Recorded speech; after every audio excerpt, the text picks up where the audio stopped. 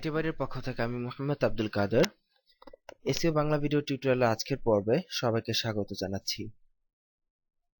এর আগের পর্বগুলোতে আমরা এসইও কি, এসইও কেন করব, এসইও এর গুরুত্ব, তারপর সার্চ ইঞ্জিনের রেজাল্ট পেজ, তারপর সার্চ ইঞ্জিনগুলো কিভাবে কাজ করে, এই সকল খুঁটিনাটি বিষয়গুলো সম্পর্কে জানলাম। এগুলো ছিল কমপ্লিটলি বোঝার বিষয়। যারা নতুন বা যারা এসইওতে মাত্র শুরু, তারা যাতে এসইওর ব্যাপারটা ভালো করে বুঝতে পারেন, এই জন্য মূলত আগের টিউটোরিয়ালগুলো ছিল। তো আমরা নেক্সট টিউটোরিয়ালগুলোতে এসইওর কিছু কাজ আমরা শুরু করব। সো এসইওর কাজ শুরু করার আগে আমাদেরকে আরো কিছু জিনিস জেনে নিতে হবে। যেমন এসইও করতে গেলে আমরা বেশ কিছু শব্দ ব্যবহার করে থাকি, বিভিন্ন সময় বিভিন্ন কথা বলে থাকি। হয়তো আপনি যদি সেই কথাগুলোর কি অর্থ, সেটা কিসের জন্য ইউজ করা হয়, যেমন আমরা হঠাৎ করে আমরা দেখা গেছে টিউটোরিয়াল বোঝানোর মাঝখানে বলে ফেললাম কিওয়ার্ড। এখন কিওয়ার্ডটা কেন ইউজ করা হয়, কিওয়ার্ড কি জিনিস, এটা যদি আপনার মাথায় না থাকে তখন কিন্তু আপনি ওই কথাটা বুঝতে পারবেন না। তো এই জন্য আমরা আপনাদের জন্য কিছু এসইওতে খুব কমন, মানে সব, মানে খুবই বেশি ব্যবহার করা হয় এমন কিছু ওয়ার্ড বা শব্দ এবং সেগুলোর কি অর্থ আপনার কাছে আছে, এসইওতে কি ভূমিকা, সেটা নিয়ে মূলত আজকের টিউটোরিয়ালটি আপনার জন্য সাজানো হয়েছে। তো চলুন দেখে নেই এসইওতে খুবই ব্যবহার করা হয় এমন কিছু শব্দ।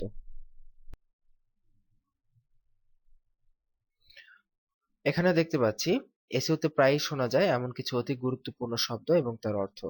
এক নম্বরে কিন্তু আমরা দেখতে পাচ্ছি ইউআরএল এবং লিংক। এসইও শিখতে গেলে আপনাকে ইউআরএল এবং লিংক সম্পর্কে একদম ক্লিয়ার আইডিয়া থাকতে হবে। ইউআরএল কি জিনিস এবং লিংক কি জিনিস। যেমন আমরা যখন google.com-এ গিয়েছি তখন ওপরে এইখানে আমরা যা কিছু দেখেছি, এই যে এই বারটাতে আমরা যা কিছু এখানে দেখেছি, এই টোটালটা হচ্ছে এটার ইউআরএল। যেমন আমরা যখন আইটি বাড়িতে যাই www.itbari.com,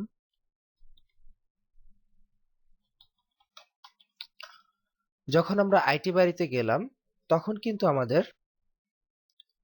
এই আইটি বাড়িটা হচ্ছে এই ওয়েবসাইটটার ইউআরএল।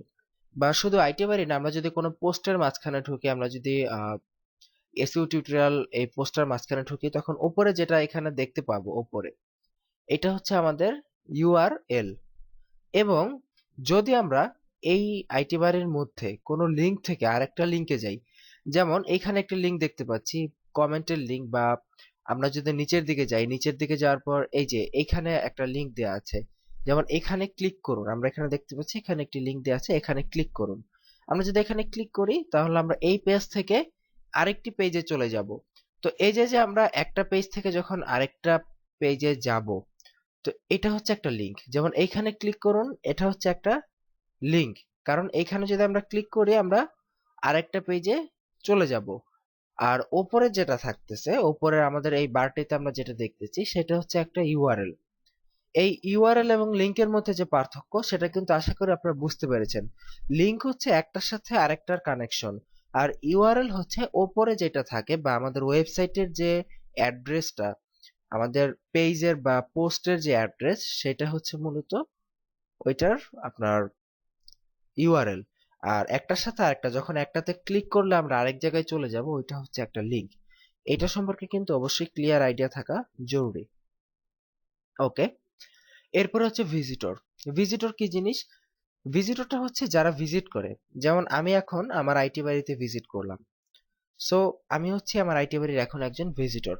আপনি আইটি বাড়িতে ভিজিট করতেছেন, আপনি হচ্ছেন আইটি বাড়ির একজন ভিজিটর। আপনি গুগলে ভিজিট করতেছেন, গুগলের একজন ভিজিটর হচ্ছেন আপনি। অর্থাৎ যে ওয়েবসাইটটা ভিজিট করে বা ব্রাউজ করে, সেই হচ্ছে ওই ওয়েবসাইটের একজন ভিজিটর।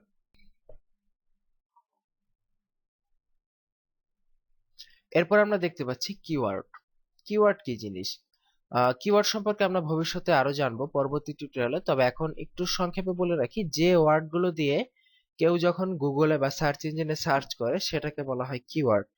যেমন আমরা যখন গুগলে সার্চ করেছিলাম buy computer in Dhaka Lenovo brand, so এখানে প্রতিটা শব্দ এক একটা কিওয়ার্ড হিসেবে কাজ করেছে। যেমন buy computer Dhaka Lenovo brand, এগুলো হচ্ছে এক একটা কিওয়ার্ড।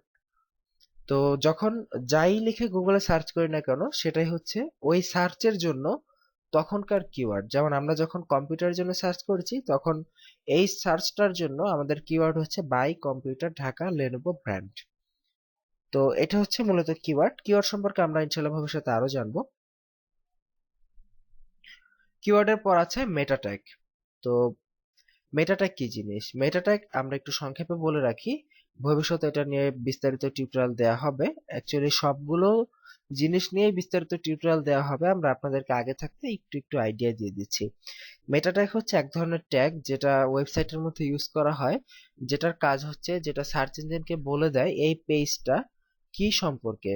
যেমন আহ, কোন একটা পেজ যখন আমরা তৈরি করব, যেমন আমরা বাংলাদেশ সম্পর্কে একটা পেজ তৈরি করলাম, তো বাংলাদেশ সম্পর্কে যে পেজ, এটা গুগলকে সহজে বোঝানোর জন্য, গুগলকে বুঝিয়ে দেওয়ার জন্য যে এই পেজটা বাংলাদেশ সম্পর্কে, সো সেখানে কিছু ট্যাগ বা কিছু কোড ব্যবহার করতে হয়, সেটাই হচ্ছে মূলত মেটা ট্যাগ। তো এটা নিয়ে ইনশাল্লাহ আলোচনা করা হবে। এরপরে আমরা যেটা দেখতে পাচ্ছি সেটা হচ্ছে ব্যাকলিংক। ব্যাকলিংক কি জিনিস? ব্যাকলিংক হচ্ছে আপনার ওয়েবসাইটের ব্যাক সাইড থেকে যে লিঙ্কটা আসে। ব্যাক সাইড থেকে লিঙ্কটা কেমন? যেমন দেখা গেছে আমার ওয়েবসাইটে একটা লিংক আমরা দিয়ে দিয়েছি হয়তো অন্য কোনো একটা জায়গায়। যেমন আমরা অনলাইনের একটা জায়গায় একটা ভিডিও টিউটোরিয়ালের ওয়েবসাইট আছে, তো করলাম কি, আমাদের আইটি বাড়ি যেহেতু একটা ভিডিও টিউটোরিয়ালের সাইট, আমরা সেইখানে একটা লিংক দিয়ে দিলাম যে আইটি বাড়িতে যদি যেতে চান, বাংলায় যদি ভিডিও টিউটোরিয়াল পেতে চান, তাহলে আপনি আইটি বাড়িতে আসুন। তো যখন কেউ ওই লিংকে ক্লিক করে আইটি বাড়িতে আসবে, এটা হচ্ছে আমাদের একটা ব্যাকলিংক। ব্যাপারটা প্র্যাকটিক্যাল দেখানো হবে ভবিষ্যতে, তখন আপনারা বুঝতে পারবেন আরো। এরপরে আছে পেজ র্যাঙ্ক। পেজ র্যাঙ্ক হচ্ছে আপনার একটি নাম্বারিং সিস্টেম।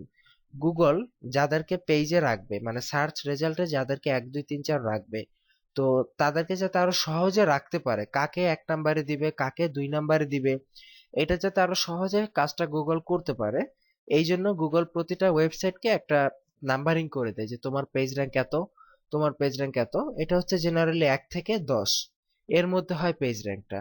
তো 1 2 3 4, যার পেজ র্যাঙ্ক যত বেশি হয় তার গুরুত্ব গুগলের কাছে তত বেশি হয়। আচ্ছা, এরপর আছে on page SEO. On page এসইওটা হচ্ছে সরাসরি গুগলের সাথে সম্পর্কযুক্ত যে এসইওটা, মানে আপনার ওয়েবসাইটের ডিরেক্টলি, আপনার ওয়েবসাইটে ঢুকে গুগলের জন্য আপনি বা অন্যান্য সার্চ ইঞ্জিনের জন্য যে এসইওটা করবেন সরাসরি একদম পেজের সাথে রিলেটেড, সেটা হচ্ছে অন পেজ এসইও। এসইও আপাতত এতটুকুই জানুন, ভবিষ্যতে ইনশাল্লাহ আরো ডিটেলসে বলা হবে।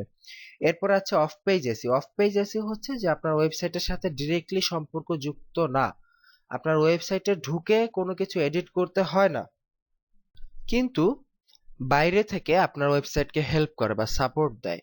এই ধরনের এসইও হচ্ছে অফ পেজ এসইও। মানে কথাটা দাঁড়াচ্ছে যে আপনার অ্যাডমিন হতে হবে না এই এসইও করার জন্য, আপনি বাইরে থেকে আপনার ওয়েবসাইটে কোনো কাজ না করে সরাসরি আপনি আপনার ওয়েবসাইটকে এসইওর জন্য সাপোর্ট দিতে পারবেন, সেটা হচ্ছে অফ পেজ এসইও।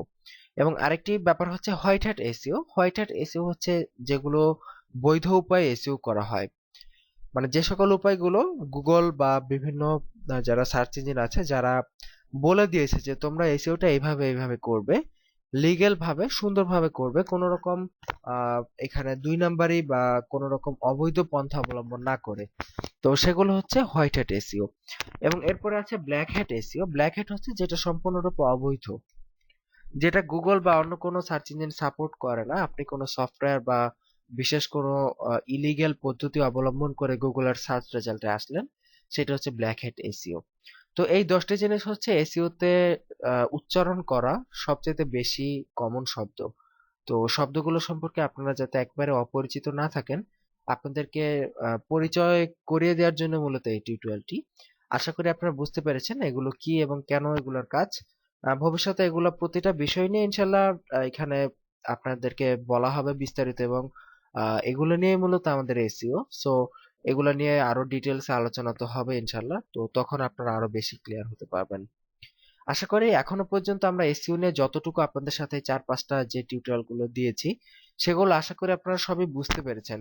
যদি কোথাও বুঝতে সমস্যা থাকে, আমরা বারবার বলতেছি, আমাদের itbari.com ওয়েবসাইটে গেলে দেখবেন ওইখানে কন্ট্যাক্ট করার ব্যবস্থা আছে, বা আমাদের হেল্পলাইন, আপনি যদি আমাদের কাছ থেকে ডিভিডি কিনে থাকেন, আমাদের হেল্পলাইন দেয়া আছে আমাদের ডিভিডির সাথে, সেখান থেকে আপনার ডিরেক্টলি হেল্প পাবেন। তো কোনো হেল্প লাগলে অবশ্যই জানাতে ভুলবেন না, আমরা ইনশাল্লাহ আপনাদেরকে হেল্প করব। তো আজকের মতো এখানেই শেষ করতেছি। ভালো থাকবেন সবাই, সুস্থ থাকবেন। আল্লাহ হাফিজ।